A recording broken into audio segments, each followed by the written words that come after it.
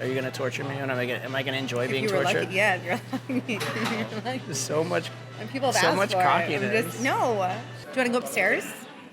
I mean, it's a little early for you to invite me like that, but First of all, I'm just kidding. Yes, it's fine. I'm not ready to leave. How about you? I'm not ready to leave.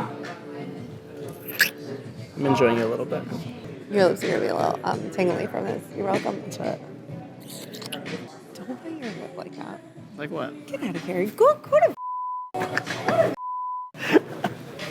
Most men are unable to show any interest in a woman whatsoever. Some men only know how to compliment. Relentlessly, awkwardly, painfully. A very few guys know how to throw in some emotional spikes, some canned lines, or some dancing monkey game, which sometimes works and often doesn't. And then there's the final level of game. Being able to seamlessly blend subtle flirtation into any conversation. And yes, flipping the script and making the girl chase. She's the one flirting, teasing, and gaming you. In this video, I'm gonna not only tell you how to do that, but because it's a little hard to explain with just words, I'm gonna also show you. And once you see it, you'll realize something incredibly powerful. It's actually not that complicated. This is the subtle art of flirting.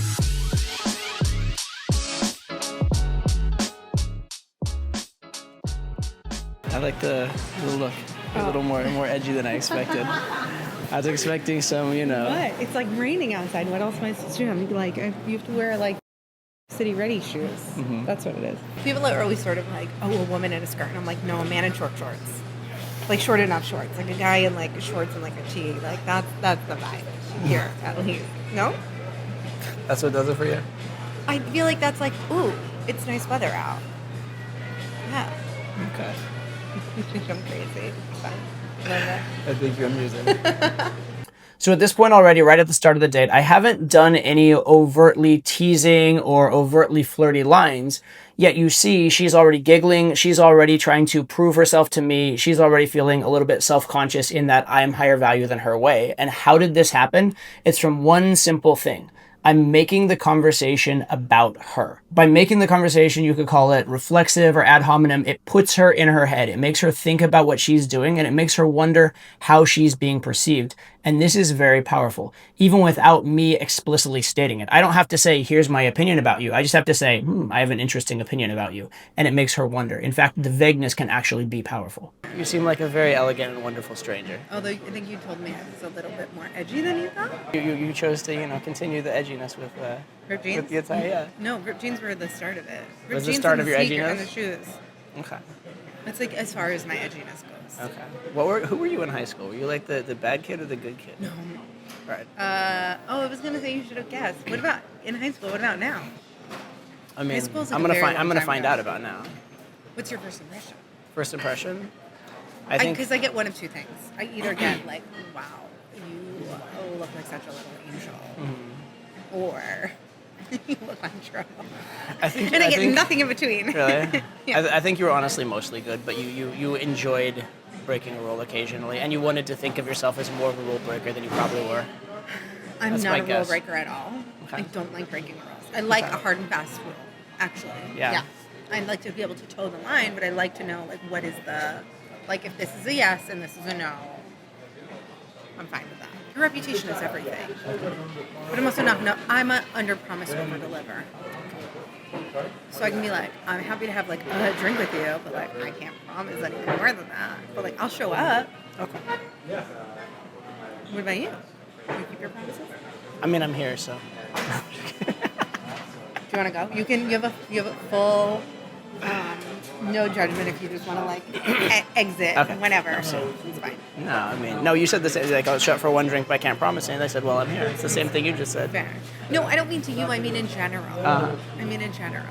And like I never feel like someone took me to a nice restaurant, so now I need to do fucking nothing. I need to say thank you. If even. No. Always a thank you. But I'm saying I never feel like I owe anyone anything for that. Even with my clients, like at a certain point. So here we saw an interesting example of two things. One, an overt shit test. Her saying, if you're not into it, you can leave. And me saying, okay, fine, I'll leave. Just kind of as a teasing gesture. And actually to self-criticize a little bit, I could have even gone a little further with this. I kind of did it as a fully flirty gesture. Like, okay. And then, no, I'm just kidding. I could have taken it another couple seconds further, and it probably would have been even more impactful. But the idea of being willing to walk away and being willing to just be like, fine, to her shit test is very powerful. The other thing you saw her do here, which is really interesting though, is she set up some parameters for who she is and what she's like on a date. And she was trying to kind of elevate who she is or set a frame about, you know, the way she dates or that she's a high value person within the context of dating. And the interesting thing here is that none of these things are overtly negative for me, but a lot of guys would be very defensive or argumentative about them and try and make a big deal about them or try and immediately correct them. The best thing to do a lot of times is just be like, okay, if you say so, smile on the face, I'm unaffected by it, and then you can kind of deal with things later. Generally, when it comes to frame control, it's best to create a frame and very hard to unwind a frame. So the best way to set a frame is to get there first. The best way is if you set the frame of the conversation before she sets a frame. If she does set a frame, oftentimes, instead of directly contradicting it, the best thing to do is just be amused by it or just don't fully accept it. And then you can set your own frame later and separate from that when it's not going to be in conflict. What are you looking at? I was looking at your nails, actually. But they're not done. I'm going away. I need to get a manicure. No, I wasn't looking at that necessarily. No, You weren't not looking at that. No. It's They're fine. just like they're very interesting shape. Yeah, little claws. Little baby claws. You're dangerous. A little bit.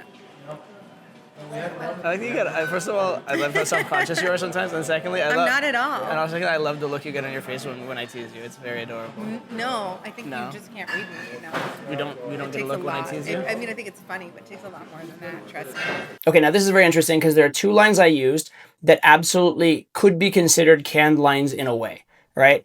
You're dangerous, and I love the look you get when I make fun of you or when I tease you, something like that. And those are things that I have definitely said before. And those are also things that could be thrown into a conversation randomly. So someone uncalibrated and who doesn't know much about game could actually get some leverage out of nowhere being like, you're dangerous, or I think you're dangerous. Or even when the girl hasn't given a look, or when there hasn't been a lot of teasing, be like, oh, I love the way you react when I tease you. That one's a little harder, but it actually would work completely out of context. So those could be canned lines. But in this context, instead of just randomly throwing them in, I let the game come to me. I actually used them at times when they were appropriate. And so that's the best way to use canned lines, is to have an arsenal of lines you know are good, but don't just throw them in randomly, throw them in when they're appropriate. So you're dangerous as a joke makes total sense when she's talking about having little claws on her hands. It's actually like a perfect segue into the conversation as an example. Same with I feel like. Well, I mean, I can't let you, just, get me drunk and take advantage of me right away. You wish I would. I am a shy, innocent boy. Sure. So with your wily, sophisticated feminine charm, I should be deeply worried. Are you gonna torture me? And am I gonna enjoy being If you were tortured? lucky, yeah, you're lucky. You're lucky. There's so much. And people have So asked much for it. cockiness. No. Like I said, I either get people think I'm like very innocent or like not at all. I'm like kind of in between. I have my moments. It's so funny. Yeah, What am I gonna do with you? Nothing. Nothing. No talking, no interacting. Certainly no flirting. Absolutely not that. Just more drinking. More drinking. We just get belligerent. Belligerent and stupid. No, I don't like getting there. Although the hangovers have gotten better, is what I will tell you. They get really bad and then they get better. Okay. I don't know if that makes any sense. Sure. Now here you see the example of me overtly putting frames into the conversation. What's the frame? The frame of her getting me drunk, her taking advantage of me, her torturing me. So I'm setting up this frame of her being the sexual aggressor. Now it's in a joking, teasing, hypothetical way, but it's in the conversation nonetheless. And even if it is joking, teasing, hypothetical, if it keeps being entered onto the record over and over and over again, it becomes a theme over time. This is another key point with flirtation, which is you don't want to have one big flirt that's just very upfront, over the top, in your face. You'd rather have little flirts that are teased, exaggerated, subtle, and they kind of add up over time. Don't think that you have to do one big move. It's more like just like chipping away with a tiny little chisel, not hitting it with a sledgehammer. Like a pretty good read on me. No, not too much. Good play that way. That's good. It's better that way. Smart. I have a few assumptions, but not too many. Try me. Huh? Try me. I'm just like, I need a laugh. That's my problem. I would think I'd be a much better read if I didn't giggle so much. But it'd be so much less fun if you didn't giggle so much. I know. What's I like making you giggle. What's your read on me? I mean, I haven't been around people in a couple days, so like maybe this is just the like human interaction I needed. You're welcome. Make you feel so special. I'm welcome. I'm glad you That it came out of your cave for me. That's very sweet. I've heard a theory. Tell me. It's not. I don't want to apply it to you. People that either like Put it out there.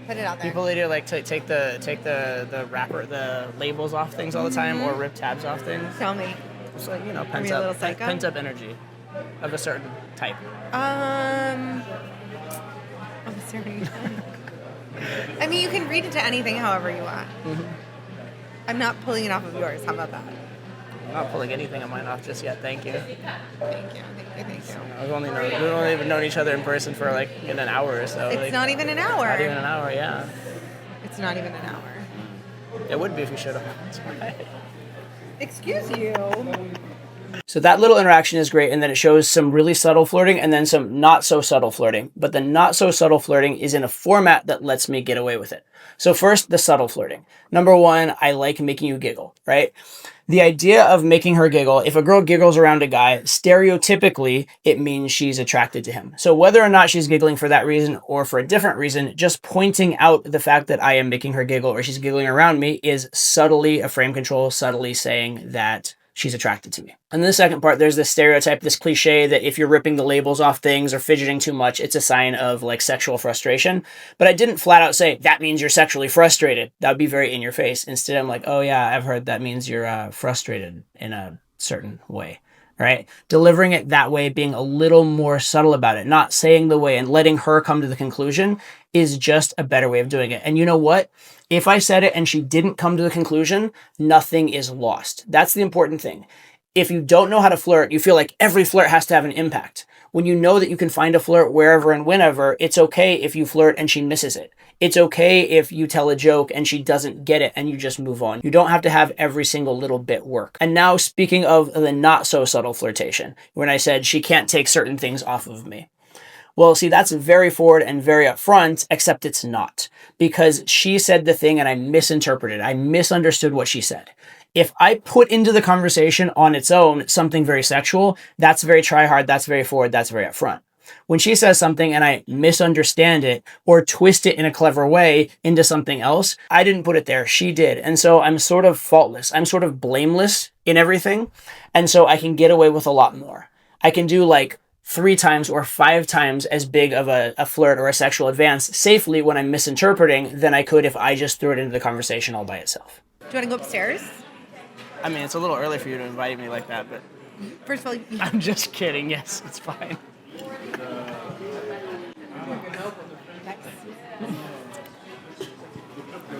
It would take a lot more than that, by the way.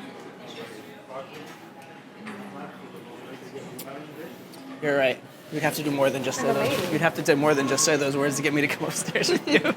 And again, another example of misinterpretation, right? Come upstairs literally means there's a bar upstairs. Let's go to that one, not this one. But come upstairs sounds a lot like come up to my hotel room, come into my bedroom. And so I can misinterpret it and get a lot of leverage from it.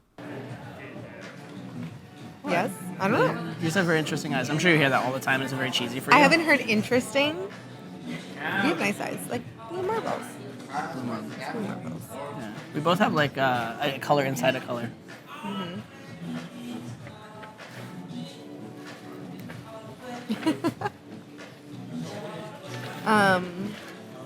Yeah, I just figured if this went really poorly, I'll just go get an ear piercing. Okay. Well, if you need to go, you can. What if I'm like, I'll be back in 20? You'll be back. If you want to leave, leave. Like, I mean, like, might be back. You don't have to be polite. Like, if you're gonna leave, commit to leaving. I'm not ready to leave. How about you? Let me think. I'm not ready to leave. I'm enjoying it a little bit. Really?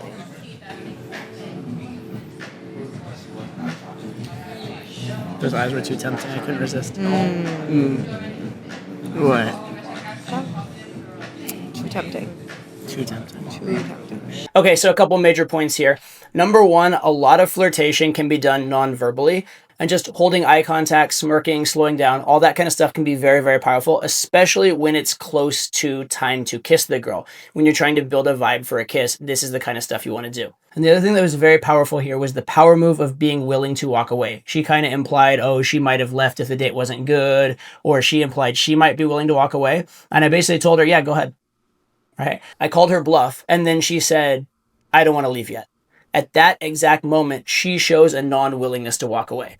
In any negotiation, as soon as one side can't walk away, the other side has all the power. The other side can negotiate whatever terms they want. So I called her bluff. She showed an unwillingness to walk away, and that gave me a perfect sign, along with the eye contact and the intimacy, that she was ready to be kissed. And so that's when I went for the kiss. And remember at the top of the video when I talked about flipping the script, getting her to chase you, this is a great example of that. Showing that willingness to walk away, as well as the misinterpretation I showed earlier, those are amazing ways to flip the script. So the reason I point this stuff out is that it is subtle. Most people wouldn't even see it, but this is the key to advanced game. I don't want to be. You don't be the boss.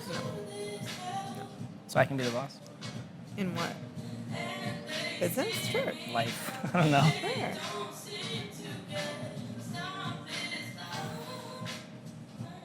You two have just the most devious smile right now. I want to know whatever thought just passed through your mind. It's not anything like remarkable. No, you don't have remarkable thoughts? Sometimes, just not right now. It's not right now. Would you call me grungy before? Edgy? What'd you say about this call outfit? Grungy? This I outfit? call you What'd you call grungy. this? I was surprised. I mean, if you see me in Miami, it's a different vibe. Then, you know, much more bikini and skin. Or something like that. Something like that. Something like that. Well, yeah. Like a more inappropriate mind than I do. Oh, for sure. I'm like a little spicy. A little. I'm like a Sour Patch Kid. First I'm sour, then I'm sweet. I'm like a little I'm just like always a little spicier. Just sour. It ends on sweet though. Yeah, and spicy. Spicy. For sure sour, then you're sweet, then you're spicy. Mm-hmm. Okay, good to know. So 2 quick things to point out here related to setting the frame for the date and actually potentially the frame for the relationship. Number 1, the frame of who's the boss. I'm the boss. That's how I want it. And the second one, she has a more inappropriate mind than I do, i.e. she's the one being sexual, she's the one hitting on me, she's the one being spicy. So you see how we're setting the frame that she's the sexual aggressor, she's the one chasing, but I'm the boss. So compare this to most guys. Most guys, first of all, are not talking about sexual things in the first place, but if they are, they're not setting the frame. They're chasing, they're wanting something, they're try hard. So number 1, yes, I'm sexualizing, but also every little thing I say has the implication of I'm in charge, she's chasing, she likes sex, she wants me. And again, it's just a drop here, a drop there, a drop there, but enough drops are enough to fill a bucket. And compare this to any other date this girl's been on. This girl's actually fairly sassy. I'm sure that on almost every date she goes on, she sets the frame, she has the guy chasing, she's flirting and keeping a 1 step ahead of him. How much different is this experience for her versus her normal date? Oh, and if you're wondering how I got this date was actually from online. It was from the dating app Hinge. And I actually have all of the messages, all the texts, and the full date inside my course, Online Dating Academy. So it's all featured there if you want to see it in full. And if you've never heard of Online Dating Academy, it's my A to Z online dating course where I teach you everything about how to create a profile, how to message, how to get the date, and how to go on the date. And I actually show over a dozen examples of me using the system in real life. If you want to check it out, go to the link below. Now let's get on with the footage. No, what do you want to do?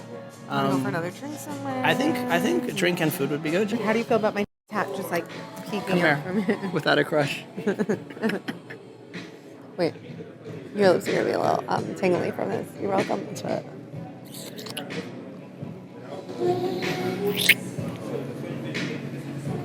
Don't bite your lip like that. Like what? Get out of here. Go to...